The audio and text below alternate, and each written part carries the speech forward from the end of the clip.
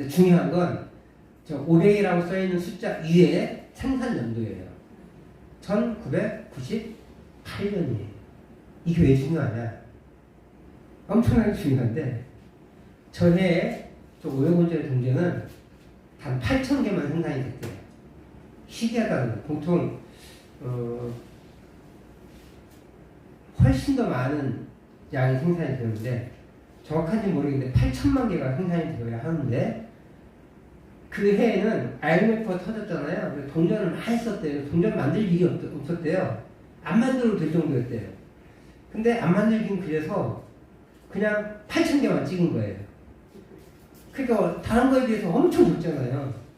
그러니까 이 동전이 굉장히 귀하답니다. 그래서 보통의 동전들은 한 150만원? 100만원 정도 한대요. 이 동전 값어치가. 근데 얼마 전에, 몇 개월 전에 경매에 붙여졌는데 가장 희귀한 동전이 그러니까 한 번도 사용하지 않고 깨끗한 동전이 700만원에 거래가 됐대요. 10,000배가 넘은 거예요. 12,000배 정도 되는 거죠. 엄청나게 비싸게 팔린 거예요. 반면 이 동전은 10분의 1의 가치가 있는 50원짜리 동전이에요. 근데 값어치가 없대요. 물론 저 한쪽 면에 실수로 인쇄가 안 된 경우는 값어치가 수백 배로 뛰어요. 수천 배로 뛰어요. 그러니까 아까 500원짜리 동전처럼 몇백만 원도 할 수 있어요. 근데 제가 알고 보니까 갈아분댔어. 일부러 없앤 거야. 그러면 값어치가 떨어져서 쓸 수 없는 동전이 돼요. 내가 왜 이렇게 동전 얘기를 하냐? 예전에 한번 동전 얘기 했었죠. 동전 양면 얘기 하면서 동전은 저렇게 양면에 다 있어야 그 50원의 값어치를 하는 거예요. 저거를요, 만약에 저게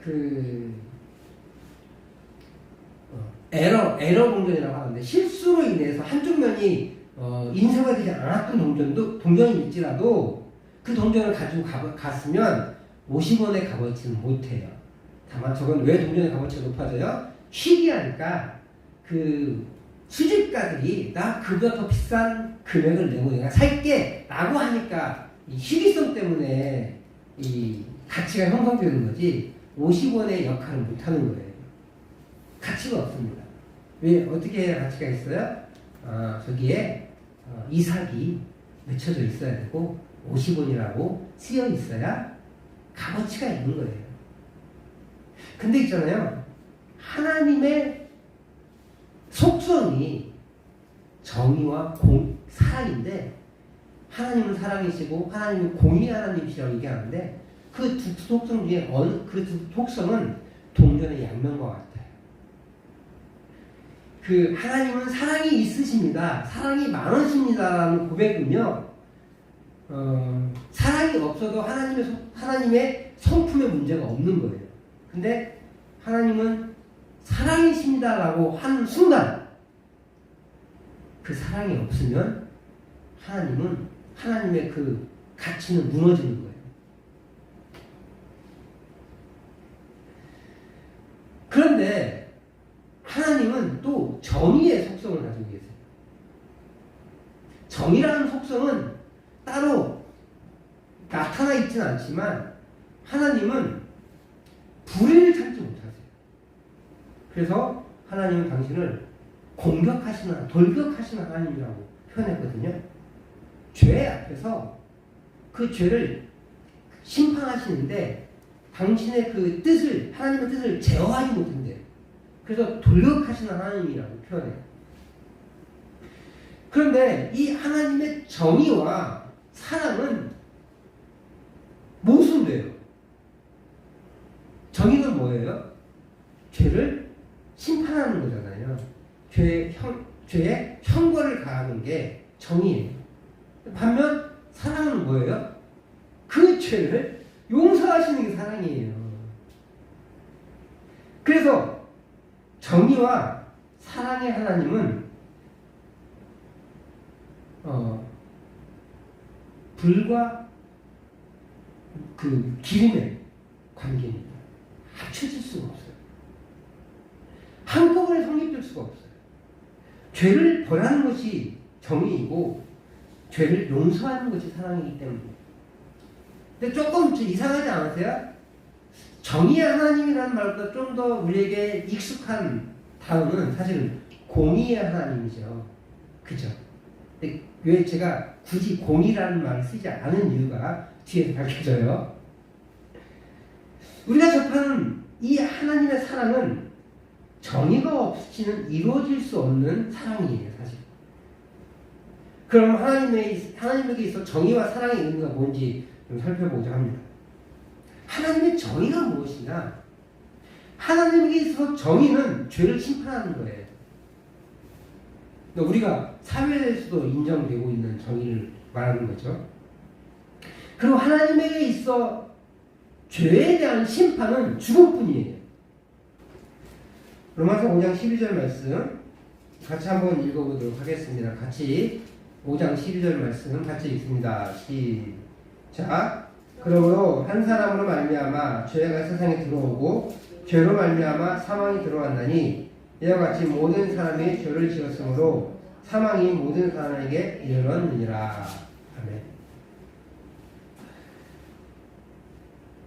여기서 강조하고 있는 것이 한 사람 아담이에요. 한 사람. 그럼에도 불구하고 이 로마서 5장 12절에서 기억해야 될 것은 죄로 말미암아 사망이 들어왔다는 거예요. 죄의 결과는 사망입니다. 좀 너무 한다는 생각이 들기도 해요. 인간의 관점에서 심각한 죄, 덜 심각한 죄가 있기 때문에 그래요. 그런데 하나님의 관점에서는요, 심각하지 않은 죄가 없어요. 뭐 연쇄살인마, 뭐 이렇게 잔인하게 죽인 사람들, 이런 사람들은 저놈은 죽여 마땅해! 막 이런 생각이 들잖아요. 근데 거짓말한 사람, 이런 사람을 사형에 처하는 건 좀 그렇잖아요.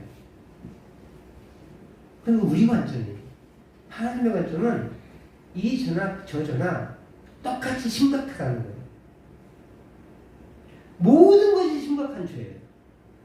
그렇게 어느 것도 타협할 수가 없습니다. 하나님의 관점에서 죄의 결과는 죽음이에요. 그래서 로마서 6장 23절은 뭐라고 하냐면 죄의 삭은 사망이다 이렇게 선고해버리는 거예요. 반대로 하나님은 사랑이라고 하잖아요. 그 사랑이라는 말씀이 요한일서 4장 16절 말씀이에요. 같이 읽어보도록 하겠습니다. 시작. 하나님이 우리를 사랑하시는 사랑을 우리가 알고 믿었느니 하나님은 사랑이시라. 사랑 안에 거하는 자는 하나님 사랑 안에 거하고 하나님도 그의 안에 거하시느니라. 이 하나님은 사랑이시라라는 선언은 하나님이 사랑도 있으시다라는 부분적인 얘기가 아니에요.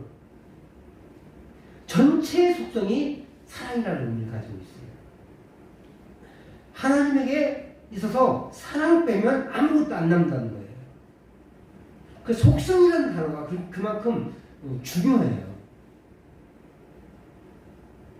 그래서 요한사도는 하나님의 사랑을 받은 사람은 이웃에게도 사랑을 베푸는 사람이 되라고 가르치고 있는 거예요.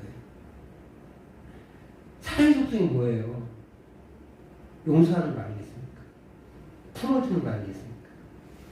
때로는 혼을 내기도 해요. 그 혼내는 것도 죄를 벌하는 것에서 멈추지 않고 다시 그 잘못을 저지르지 않아 올바른 길로 가고 다시 관계를 회복하는 것을 목적으로 하는 겁니다. 그게 사랑이에요. 그 사랑은 벌하지 않아요. 제가 계속해서 강조하는 게 벌과 징계예요. 벌은 혼내는 것 자체가 목적이에요. 근데 징계는 그것이 목적이 아니라 다시 회복하는 게 목적이에요. 하나님 우리를 벌하시지 않아요. 징계하세요. 특별히 하나님의 자녀들을 징계하십니다. 그 징계를 통해서 원하시는 목적이 뭡니까? 다시 돌아오는 거예요. 다시 돌아오지 않게 하는 그 마지막 사형 때가 최후의 심판이에요. 더 이상 끝이 없어요, 이제. 근데 그 과정에서 계속 하나님은 징계를 통해서 회복을 원하시는 거예요. 그 마지막 사랑으로 우리에게 예수님을 허락해 주신 거죠. 회복을 목적으로 하는 게 징계예요. 그 징계가 사랑을 기본으로 하는 겁니다. 그럼에도 불구하고 죄 삭은 사막이라는 말에는 사랑이 없잖아요. 죽었는데 무슨 회복이 있어요? 끝이죠. 오직하면 똥밭에 굴러도 이승에서 부수는 게 낫다. 이런 말이 있어요. 기독교인에게 해당되는 말은 아니에요. 그러나 하나님의 사랑을 이 땅에서 누리는 것이 우리에게도 좀 필요한 것 같아요. 그래서 장수하시고 또 하나님의 사랑을 물질적인 조건이 아닌 오늘 우리 안에서 주시는 그 은혜를 누려나가는 게 필요하다는 거예요. 제가 얼마 전부터 이웃교회 개성교회 송목사님하고 수요일에 데이트를 해요. 다른 날 하면 이리저리 막히니까 데이트를 못 하잖아요. 수요일은 약속이 못 잡잖아요, 서로. 그러니까 둘의 약속을 잡아요. 그러면서 이제 데이트를 합니다. 남자끼리 무슨 데이트냐, 그게 아니라 부부끼리 데이트를 합니다. 그 대신 무리하지 않게, 수요 예배가 있으니까, 그 대신에 또 수요 예배에 문제가 생기면 안 되니까 미리 좀 준비하고 집중력도 기르는 훈련도 하고 있습니다. 근데 그 데이트를 하면서요, 사형 이야기도 하고 옛날 얘기도 하고 하면서 어떤 게 드냐면 위로를 느껴요. 도전을 느끼고. 하나님께서 우리 송목사님을 저에게 허락해 주시고 또 송목사님께 저를 허락해 주신 그 관계가 뭐냐라는 생각을 했을 때 지금은 서로 위로가 되는구나, 격려가 되는구나라는 거예요.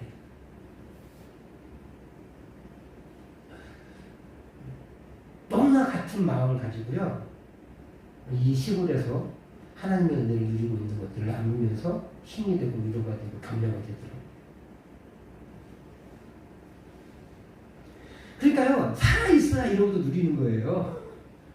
제가 만약에 그런 은혜를 못 누리고 죽었으면 아무것도 아니잖아요. 원망만 있다가 끝났을 거 아니에요. 그런 게요, 사랑과 정의는 공존할 수가 없는 거예요. 죽으면 끝이니까. 그런데 하나님은 정의로우시며 동시에 사랑의 하나님을 소망하고 계세요. 모순일 수밖에 없는 거죠. 타락한 인간, 죄 삭은 사망이기 때문에 반드시 벌한 그 죄를 지은 인류는 죽어야 해요. 하나님과 관계가 끊어졌어야 했고 영원한 형벌의 짐을 떨어져야만 합니다. 그런데 동시에 하나님 사랑이시기 때문에 그들을 회복해야 되는 거예요. 그 모순점에 걸려있는 하나님의 선택, 하나님의 그 함수, 그게 바로 십자가예요. 그 새로운 방법이 바로 아들을 이 땅에 보내신 겁니다. 다른 누구로도 허용되지 않습니다. 수많은 사람이 십자가에 죽었어요. 그 사람들이 하나님의 대속물이 되지는 않아요. 오직 누구만요? 예수 그리스도만.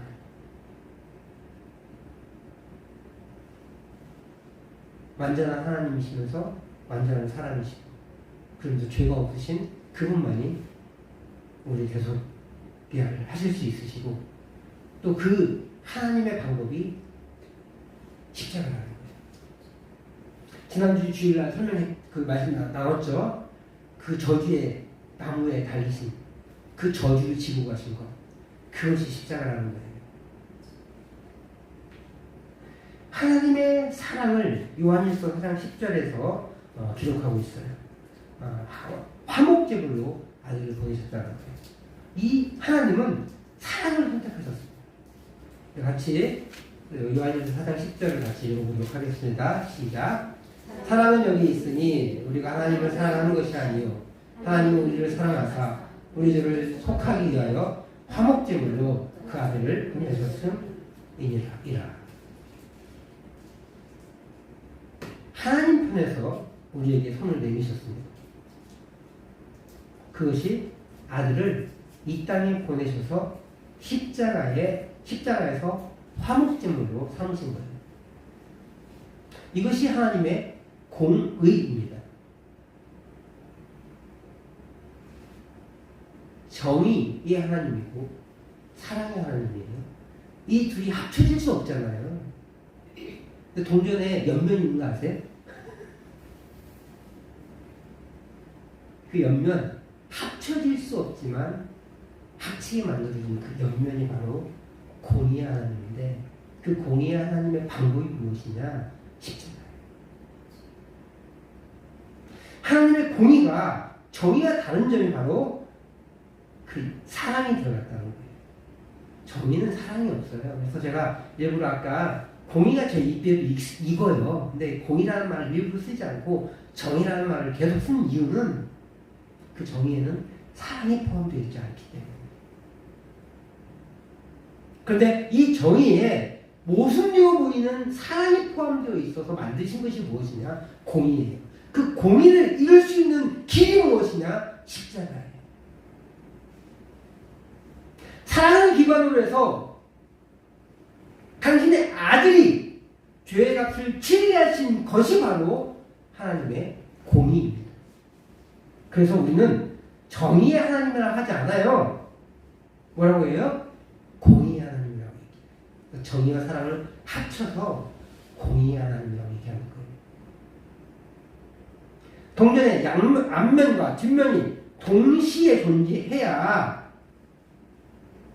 동전의 값어치가 있듯이 하나님의 사랑과 정의가 동시에 존재하는 옆면이 있어서 공이 일어나야 공의의 하나님으로서 하나님의 사랑과 공의가 사랑과 정의가 한꺼번에 함께 존재하는 거예요. 사실 그 함께 존재해야 하나님의 거룩함이 유지되는 거예요. 구약성경 레위기에서 계속 강조하고 있는 게 뭔지 아세요? 내가 거룩하니 너희도 거룩하라. 그러니까 우리가 거룩할 수 있는 방법을 제시하고 있는 거거든요. 하나님의 속성 중에 하나가 거룩이기 때문에 그래요. 그러니까 이 정의와 사랑이 합쳐진 게 공의인데 이 공의가 추구하는 것이 무엇이냐? 거룩인 거예요. 하나님의 거룩함을 유지해야 하기 때문에 사랑도 베푸시고 정의도 베푸셔야 했어요. 그래서 추구하는 것이 이 십자가였고 그 십자가를 통해서 공의를 이루셔서 하나님의 거룩함을 유지해 나가신 거예요. 그 십자가, 예수 그리스도의 십자가로 나타나는 것이 바로 하나님의 공의라는 거예요. 그래서 예수님의 십자가는 하나님의 정의이자 사랑인 거예요. 그것이 바로 하나님의 공의이고 이 공의를 통해서 하나님의 거룩을 유지시켜 나가시는 거죠. 그래서 하나님의 사랑은요 단순히 용서하시는 사랑이 아니라 거룩한 사랑이에요. 하나님의 사랑이 이런 거룩한 사랑이시기에 그 사랑을 우리가 가볍게 여겨서는 안 돼요. 그래서 공짜로 얻었다고 자꾸 얘기하니까 공짜니까 뭐 대충 싼 거지 마음대로 그 가볍게 여기는 그런 분위기가 대한민국이나 그 기독교에 형성되어 있는데 절대 그렇지 않아요. 그래서 어쩌면 카톨릭이 카톨릭 신앙을 동조하지 않지만 카톨릭이 계속 고난을 강조하잖아요. 그 고난을 강조하는 그게 약간 이해가 되기도 해요. 개신교가 하나님의 사랑을 강조하고 공짜 은혜를 강조하다 보니까 자꾸 근데 그 값싼 거 뭐 별거 아닌 거 내가 값을 치르지 않은 거 언제든 공짜로 얻을 수 있는 거 이렇게 생각하면서 그 은혜를 가볍게 여기는 경향이 있어요. 그러나 하나님이 치르신 값은 너무 크다는 걸 기억해야 돼요. 그걸 망각하면 이단이 되는 거예요. 구원파 이단. 그러니까 그 은혜를 망각하니까 그 교리를 가지고 니네 죄 지어도 돼 나가면서 심지어 빚 얻어가지고요 헌금하라 그래요. 그리고 니네 죽을 때까지는 안 갚아도 돼 그래요. 얼마나 사기꾼이에요 이게.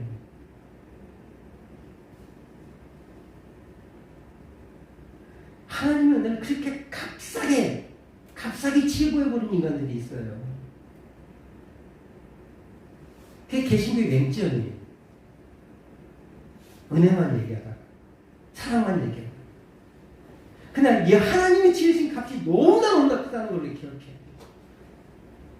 다시 말하면 그가 어쩌면 십자가를 아니 고난을 강조해 주는 것이 필요할 때도 있는 것 같아요. 그러나 기독교가 위대한 건 하나님이 위대한 건 고난에 있지 않아요. 부활에 있는 거죠. 부활을 강조하다가 자꾸 고난을 놓치는 그런 경향이 있어서 문제가 되긴 하긴 하는데 또 고난에 취해 있으면 안 돼요. 다시 말하지만 하나님의 사랑이 이런 그 희생에 거룩한 사랑이시기에 그 사랑을 우리가 가볍게 여기서는 안 돼요. 사랑하는 성도 여러분, 오늘 로마서 6장 23절 말씀에 가면 죄의 삭은 사망이라고 경고하고 있습니다. 강력히 외칩니다. 그러나 그 하나님의 사랑은 아직 우리가 죄인 되었을 때, 오늘 본문 말씀처럼 아직 죄인 되었을 때 우리 주님께서 우리를 대신해서 십자가에 죽으셔서 하나님의 사랑을 확증하셨다고 말하고 있어요.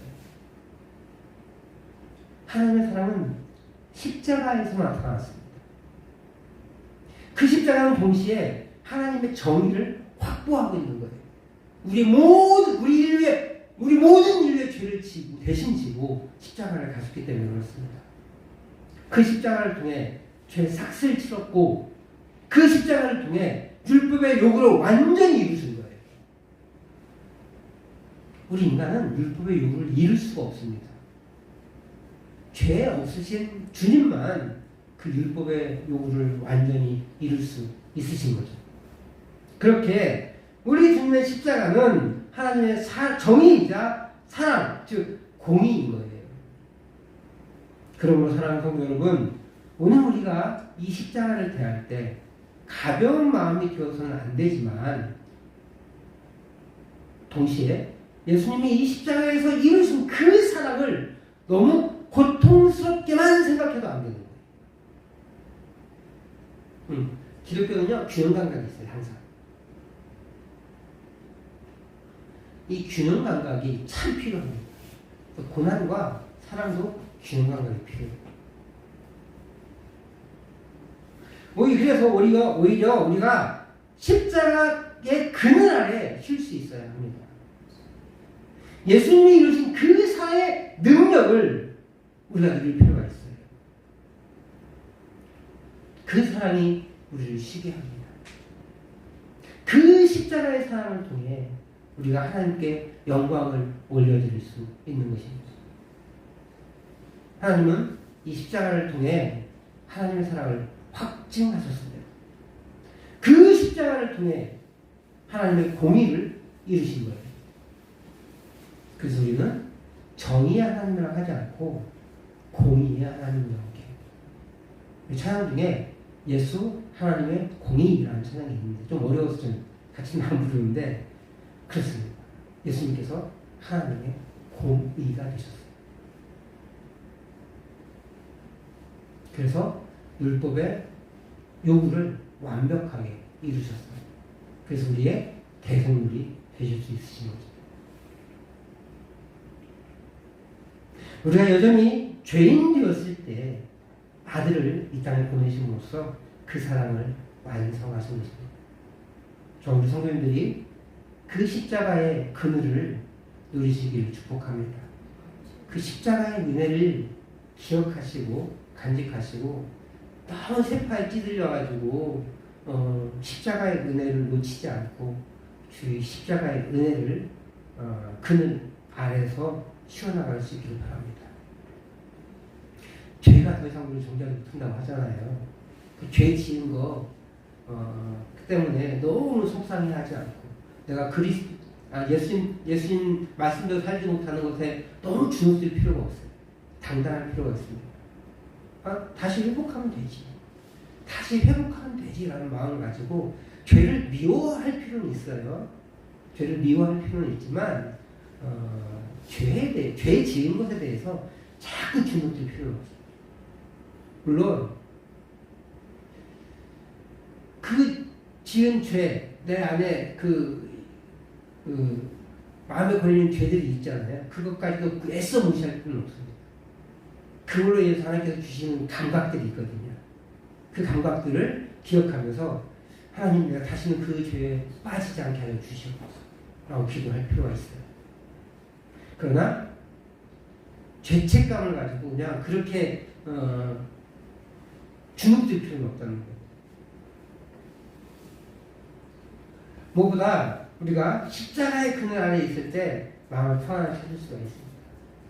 이번 고난주간은요, 우리 주의 고통만 기억하는 것이 아니라 십자가를 통하여 완성하신 그 사랑 가운데 평안을 누리시고 또 온전한 회복의 은혜가 있기를 주의 이름으로 축복합니다.